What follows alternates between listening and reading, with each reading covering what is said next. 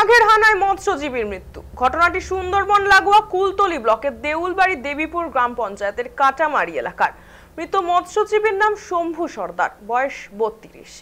জানা যাচ্ছে রবিবার সকালে কুলতলির কাটামারি নদীঘাট থেকে অমৃত সর্দারের নৌকা নিয়ে 3 বন্ধু শম্ভু সর্দার, অমৃত সর্দার, বিজয় সর্দার সুন্দরবনের জঙ্গলে কাঁকড়া ধরতে যায়। কাঁকড়া ধরার সময় আচমকাই বাঘ এসে তাদের উপর ঝাঁপিয়ে পড়ে। গুরুতর আহত অবস্থায় রাতে জয়নগর গ্রামীণ হাসপাতালে আনা হলে চিকিৎসকরা তাকে মৃত বলে ঘোষণা করে। বাড়িতে একমাত্র উপার্জনকারী ছিল শম্ভু।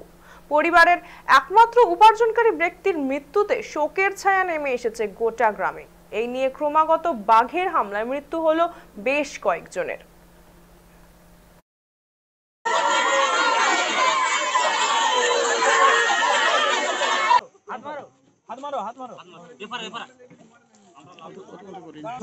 দাদা একটু সরে যাও দাদা।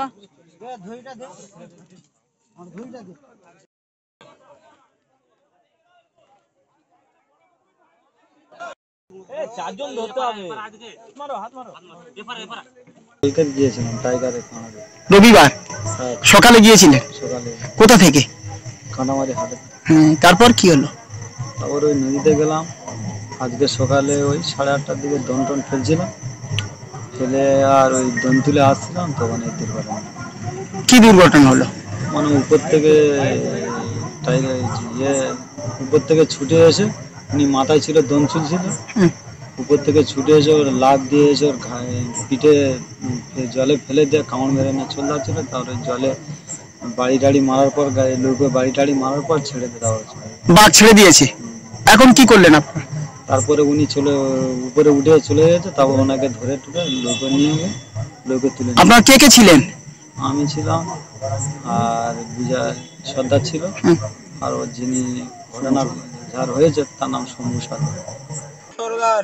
কি হয়েছে আপনার বাড়িতে? আমার বাড়িতে আমার ছেলে জঙ্গলে গিয়েছিল, তিনজন। আমার ছেলে বাঘে ধরেছে। কি নাম আপনার ছেলে? আমার ছেলের নাম শম্ভু।